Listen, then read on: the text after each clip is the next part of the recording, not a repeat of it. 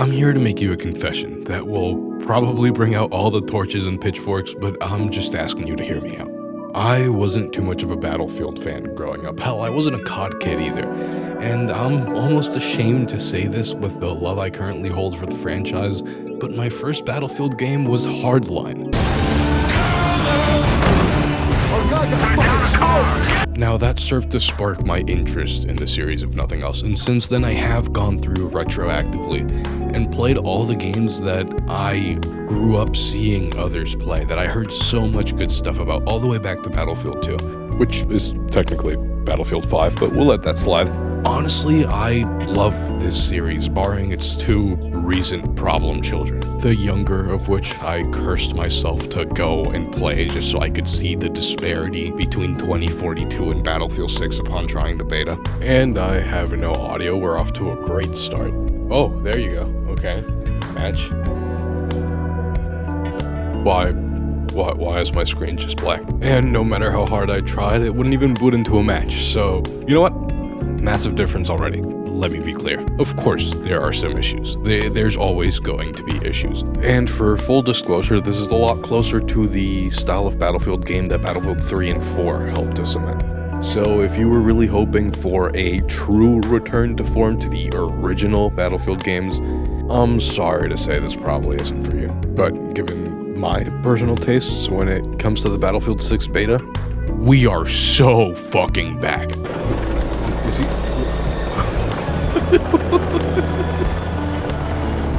Fucking what? Let's see if this works. Oh, okay, we're in it now, yeah! This reminded me how much I missed a good Battlefield game. Was something I heard myself saying constantly throughout the beta. And it is a sentiment that, barring one controversial decision and a couple smaller problems, I have heard the entire fan base echo from the moment this game was revealed up until the very last hours of the beta. They have already taken a massive leap simply in reversing one of the two most disliked decisions from the previous game here, getting rid of operators. Now you're just soldiers. You're not gonna have anybody wingsuiting in from a tornado like a goddamn flying squirrel. You know, on second thought, maybe riding that helicopter wasn't such a good idea. Now, obviously, all of these things are subject to change. Not at their very core, they're not gonna remake the entire game, but tweaks are to be expected. This is a beta, after all. Still, as far as I'm concerned, this game just looks, sounds, and feels so good to play. Alright, just look me up. That's fine. Fucking dunked on, that's so satisfying. The gunplay, firstly, obviously the most important part, is tight and crisp here, except it is mired by a bunch of smaller issues. There are some guns that are completely lacking in recoil and are just absolute laser beams, but they have already stated that they took feedback into account and are working on this. There's also another thing going around that I personally didn't experience. It's apparently very noticeable for some people and perfect for others, where the tracking completely feels off, like with mouse acceleration. There's some people even claiming that the game emulates mouse input rather than getting direct raw input from the mouse. I have no idea what's going on here, but I thought it would be significant enough to mention at the very least. That being said, I have not encountered this problem. The sound design is astonishing, and by God, war tapes.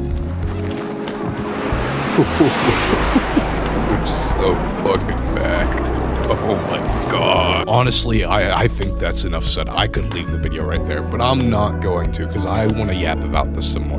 The visuals in this game are so good too, and I don't know if this is highlighting how badly optimized everything I've played recently is, or how well optimized this is, or something in between, but it is delusional to say that I, for instance, on a $2,500 rig, with a 4070 Ti, not top of the line, but mid to high end, should be struggling to hit 60 to 70 frames on high or ultra on every goddamn game I play. So booting this game up, cranking all the settings to max without upscaling or frame gen, and hitting 100 plus, I didn't think this was possible in 2025. Whatever black magic they've done to make the game look like this and run like this with no frame gen, no upscaling, nothing needs to be studied. I did not think this was possible in this day and age. I had given up. That said, it's time to save up for this game. Gotta affirm the Uber Eats order. Ain't no damn way. Ain't no damn way you joke. about to affirm That's a it. joke. That's a joke. I don't believe you. Yes, there are some glaring issues, especially for long-standing or veteran Battlefield fans. Absolutely. As significant as they are, I believe they are far overshadowed by all the steps in the right direction they've taken compared to Battlefield 5 in 2042. Being a badass and affirming a fucking gyro. I did not affirm a fucking gyro. I bought a burger with my own money. You affirmed the burger.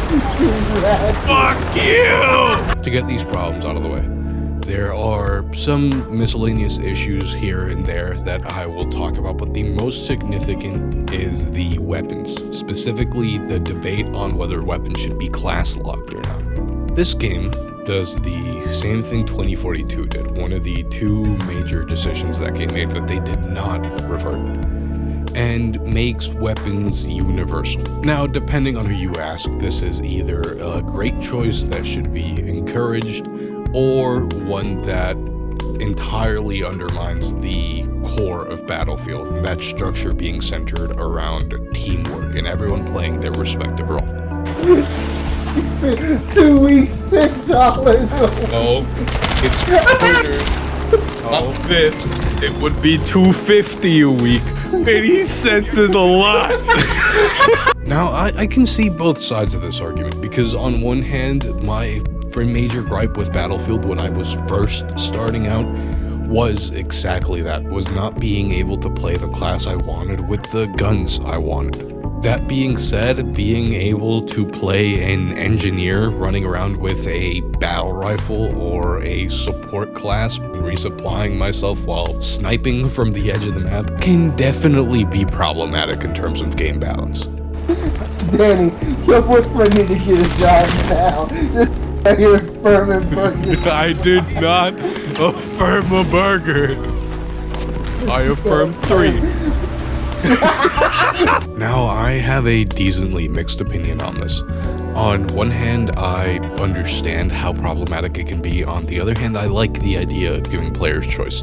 And I think they have chosen a pretty good middle ground in the way they discourage choosing other weapons. Frankly, I don't remember if this is a tried and failed system from 2042 or not. If it is, then disregard everything I'm about to say, but frankly, I was so tuned out during that fucking experience that I do not remember if this was in there.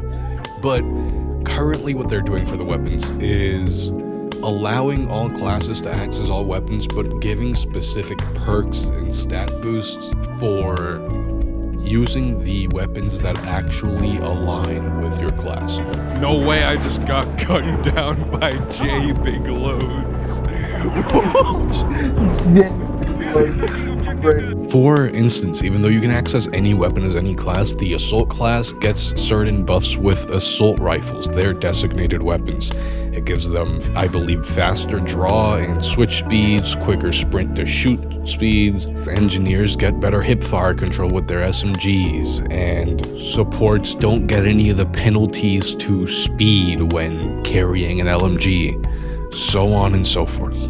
Because I am so pro player choice. Well, that almost sounded political. That would have been bad. I think this is a very good passive way of balancing it so that you give players the choice to have whatever weapon you want while encouraging that same structure that Battlefield was originally all about. That being said, once again, I don't remember if this was in 2042, but if it has been tried before and it failed, then disregard everything I just said, because clearly it doesn't fucking work. Oh my god. Cum-filled frog? Oh, that's what J Big Loads has been up to. And Larry Percocet? What? That being said, they do provide 2 separate playlists. One for regular play, what they deem as standard play being your universally accessible weapons across classes, with your specific perks, obviously. And then there is a playlist that provides class-locked weapons, which is a more classical Battlefield experience, obviously. Secure Delta. I personally think it's a good decision to give players that prefer the classic Battlefield experience, whether you're a new player that just has that preference or a veteran player, that decision, so you don't have to be lumped in with the universal weapon fucking heretics out there. But I understand the arguments and how it can splinter the player base and hurt the game's longevity. Sadly, despite any argument for or against it, this is just one of those things that we have to wait and see unless DICE decides to do something about it now. The other issue, at least for me, is the maps.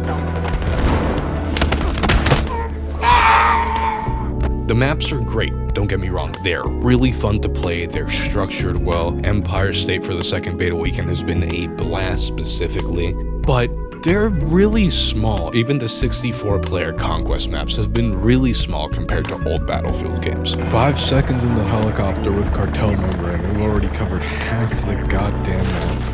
Oh no, I'm really hoping that we can chalk this up to something as simple as them choosing their smaller maps for the beta because they were easier to get polished enough for a global release than a massive sandbox. But I don't know if that's a bunch of cope or not. Even though this is a massive step in the right direction for the game, I just don't think it's going to feel like Battlefield without those larger, almost sandbox maps that every other Battlefield game had. I miss the feeling of the small-scale destruction from Bad Company 2, which luckily seems to be present in all its glory. Secured by hostile. Oh my god, I just watched someone get crushed under a fucking pile of rubble. Or the feeling of the Levolution events from Battlefield 4, like the Central Tower in Siege of Shanghai falling. The carnage of St. Quentin's Scar in Battlefield 1, even if the destruction was a little bit of a step back. And most of those things just aren't possible without those large-scale maps. 6. There's one upstairs. Dude, I would not want him watching my fucking back. That dude's dead to the world. I killed his homie, literally wrapped the stairs after you saying there's one upstairs. This nigga's just staring upstairs. Speaking of, weapon customization is back in a big way, which I'm really happy with. I've always been very sad that these games don't have any sort of variable optics. I don't mean just flipping between two zooms, I mean true variable from one zoom all the way to the other. So being able to at least throw a canted on my rifle has been very useful, and it's a really nice addition. Similarly, that customization obviously extends to other guns. Are you telling me they have flechette rounds? They do just have flechette rounds for your shotgun. Yeah, just that is fucking- insanity. Yeah, just skewer somebody. Yeah, I'm just gonna send a flechette round through your chest. For example, the shotgun's kind of a sniper now. You throw slugs in that bitch and even a longer barrel for some more accuracy, and it'll 2-shot body shot and 1-shot headshot anyone, and you can even put a 5x zoom optic on it. It's like they knew what they were doing. You know, sweet spots are back in Battlefield for snipers, so there's really more ways now to get a 1-shot kill from full health than just a headshot. A lot of people are complaining about that lowering the skill floor, so honestly, if they don't change that, fuck it. Throw some slugs in your 12 gauge, put a 5x on it, you get the real sniper experience right there, I promise you. It'll be indistinguishable aside from some better hip-fire accuracy, if you will. Yo, we have Sun Tzu! Oh, bro, we're doming these motherfuckers today, bro. As for the vehicles, I actually didn't try them at all. I was having too much fun just playing regular old Battlefield, and I completely forgot about the vehicles, which I understand are a core part. It also doesn't help that one of the maps, the one I was getting the most, Empire State, is actually infantry only, so I didn't even get that much of a chance to see so many vehicles, but I have heard the handling needs a little work. The general, who Is that Sun Tzu? hides in the most secret recesses of the earth. Personally, I have been loving this game. Yes, it has its issues, and I am praying and hoping that whatever issues are there do get fixed or looked into before launch, because this has the potential to be the best Battlefield game we have gotten in years. Let me clarify again, because I don't want to get lynched. Not the best one ever, just in years, probably since Battlefield 4 or 1. Agent Keith killed Nuki Dookie. Shut the fuck up. There's no way people have EA gamer tags that are set to this shit, dude. What the fuck?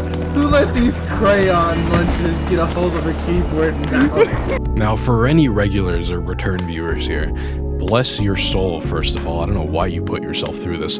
But secondly, you may have noticed the more eagle-eyed among you, more of the Family Guy quality cutaways today. Frankly, I have a ton of footage of this game because of the tremendous amount of fun I've been having with it. And I still can't really wrap my head around making a commentary and a gameplay video for this game separately, so I just wanted to mosh it all in here and see how it turns out. Shout out to one of my best friends here who's been the absolute life and soul of this video the entire way through. I'm not gonna put him on blast out there because I know he doesn't want me sharing his name, but you know who you are out there if you see this. These videos wouldn't be half as enjoyable as I think they currently are without you. Thank you. Take. Hostiles are making a recovery. Not before we lose our lead. I just saved you, princess. To anyone watching this as well and going down there and showing your support, liking, subscribing, commenting, thank you so much. I extend the same thanks to you as well. You have motivated me to continue doing this, and it has been so much fun getting to share this with people and actually getting proper feedback from others, seeing what I can improve on, what others liked about the video. I truly do value and try to take your input into consideration, so please, whether it's a recommendation for a game you'd like me to cover, or for the flow of the video, or something else entirely, like what you liked or disliked about it, something you think I missed, go ahead and drop it below. I really make it a point to try to go through and respond or acknowledge all the comments, whether the video blows up and gets a couple hundred or whether it gets one or two. Store page info up on the screen as usual in case you're interested. Personally, I do think there's a pretty strong chance if they keep going in this direction that I will get it upon release. That being said, I implore you, please do not pre-order this game. Give it time, see if they keep going in a direction you like, because I know a lot of the changes here have been a little controversial. I don't know what side you're on. You're somebody across the internet. In recent years, there have been so many instances in which pre-orders end in nothing but disappointment. Just wait, hold off. Unless the pre-order bonuses are really that important to you, then go ahead, I can't stop you. That's all for today, and I will see you next time when that larger project that I've been alluding to since June or so finally comes to fruition. Unless... What? I sincerely hope you enjoyed, and I hope I'll see you there. Bye.